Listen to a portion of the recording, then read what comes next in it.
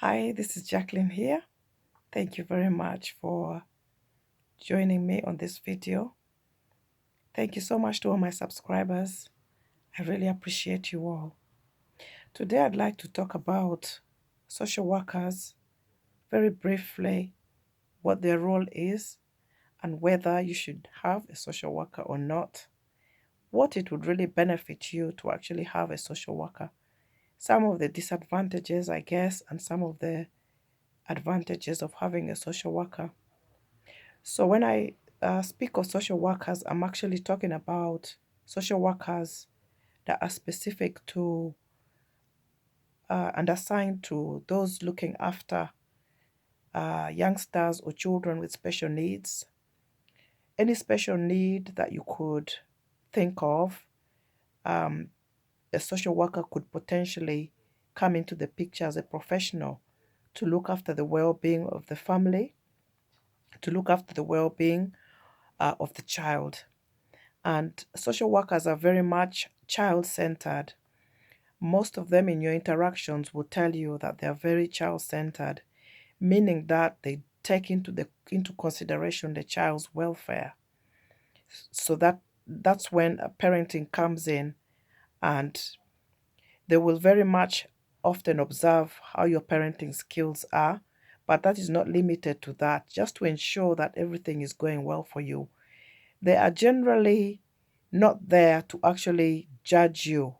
They are there to check out the overall well-being of that specific child or young person, to ensure things are going well in the area of education, things are going well in the area of housing, for instance, family housing, that things are going well with your general uh, ways of coping, how you're coping as a mother, how you're coping as a father or a family, how you're coping with the daily challenges of raising the child or the young person, how how is the education going for them, for instance, if you already have respite care that is provided by the council, for instance, how is that going? So they are assigned to duties to ensure a holistic approach. It doesn't always necessarily work that way, though. There are times that things could go wrong, and when things go wrong in the holistic approach, whichever area things are happening in, it's always important to keep that communication going. So let me just read a brief description of what it says that I Googled and found out. But I've just given a description of what I think straight from my heart, from my experiences, what they're there for. And it says that social workers support children whose disability means they have multiple and complex needs that significantly impacts on their daily life. The social worker will meet with you and your child to complete a children and families assessment to better understand your child's and family needs. That's almost similar to the carers assessment, of which I did a video if you'd like to watch that. Now, the social workers assigned to you generally have a duty of care to the child. For instance, most families might find themselves in a situation where they need maybe housing or rehousing. The social worker could direct you, could signpost you to the housing department. Some social workers could even come and look at your home and see what things are like for you and perhaps refer you, maybe for adaptations, for instance, and that would be the occupational therapy, I believe, occupational therapy team, and they might visit your home and see where any changes could be made. That's very much, though, it pertains very much to those with physical disabilities.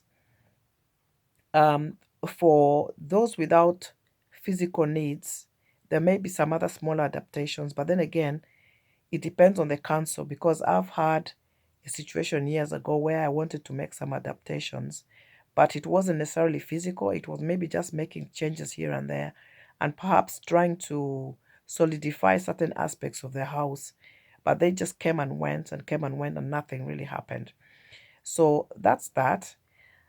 The next thing is also to do with the well-being, the emotional, physical well-being of the young person.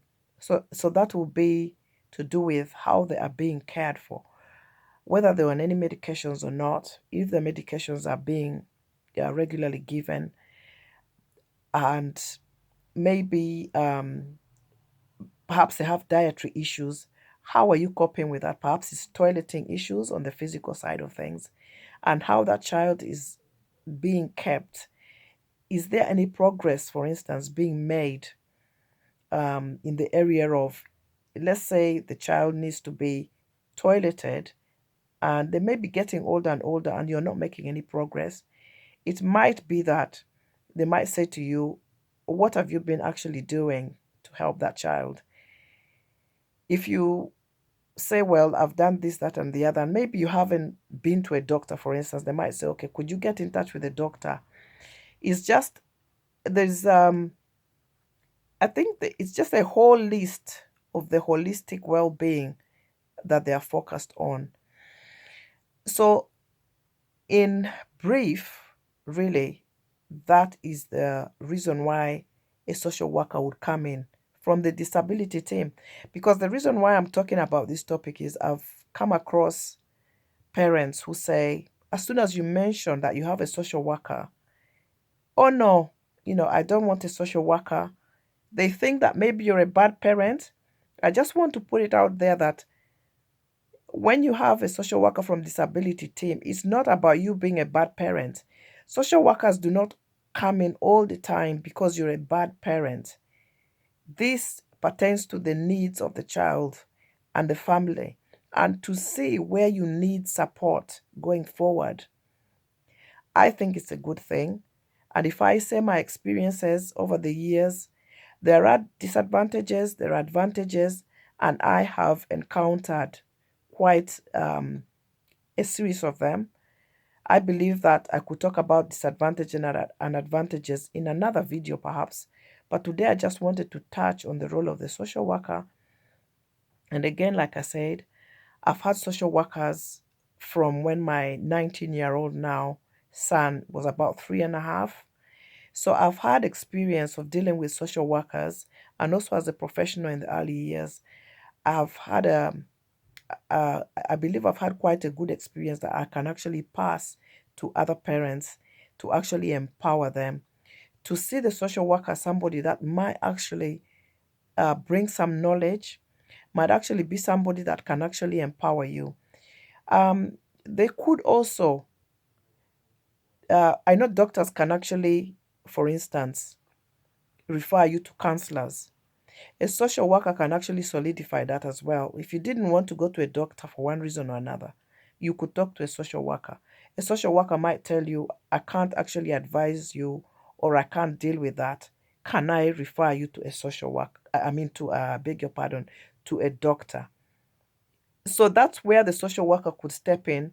Another area they could step in is in the area of finding you, for instance, an agency, or signposting you to agencies that you could use to actually find your respite care. If you're somebody who's on, what do you call, personal, when you get a budget, if you have respite care, I'll talk about respite care, but respite care is actually when the council maybe gives you, no, I beg your pardon, when the social services gives you a respite package, and it comes under, you could get X amount of hours, so that support workers could come in. Support workers could be coming in from an agency, or you yourself could have a budget plan, so that you can actually uh, recruit somebody to actually work with your child or your young people. Again, that's another topic. I don't want to actually divert too much off this topic. So that's another way that social workers could actually step in. And this is something that I want to emphasize. Do not be afraid of them. They are there to actually support you. On the downside, I guess you could feel like your life is quite, intruded into. It can be intrusive. Having support workers, having social workers come in, it's all very intrusive. And I've been there before, and I'm still there. There's been times I've actually wanted to stop having a social worker. I really did. Um, I will speak of the challenges and the difficulties in another video, because practically speaking, because that child is now under them, not in a negative way, because they are looking after your whole welfare, and finances are being channeled from the council to look after that child. So they have to be answerable, and you have to be answerable to them, which is where the intrusion part comes in, because you will be questioned about numerous things. If let's say, for instance, your child goes into school and they're verbal, or some certain behaviors begin to appear. Maybe there are challenges. Perhaps they seem hungry, because our children, um they don't always, especially when they're really young, they don't always eat in the morning, and there are dietary issues that, by God's grace, eventually, as you work and go on, do disappear, or do change. They may go in the morning because you couldn't get them to eat. You didn't have time to get them ready. They were running back and forth, and you had to take them to school, or they needed to be collected to go to school on transport. So you find that maybe they've not eaten. Then when they get to the other side into school, a behavior comes up, and whatever else happens, and the teachers, speak to you and tell you, there's a behavior issue this morning. He doesn't seem himself. What's really happening? And so forth and so forth. And straight away, they will tell the social worker, sometimes in a meeting, sometimes, do you know what I mean? Sometimes, on the phone, they'll call up. So, in that regard, it can be intrusive. That is one of the cons or disadvantages about it. On the plus side, you know that if something goes wrong within the perhaps not something necessarily goes wrong, but things are not going as planned. Things are going in a way that you actually don't know perhaps where to turn, or who to speak to, or where to get help when it comes to the council, or when it comes to the government. What the government provides, the social workers are there to actually guide you, to navigate you, and even to empower you.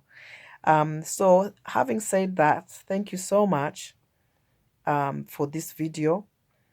Thank you very much for watching, and have a nice evening, a good evening to you, or a happy weekend if you watch it this weekend.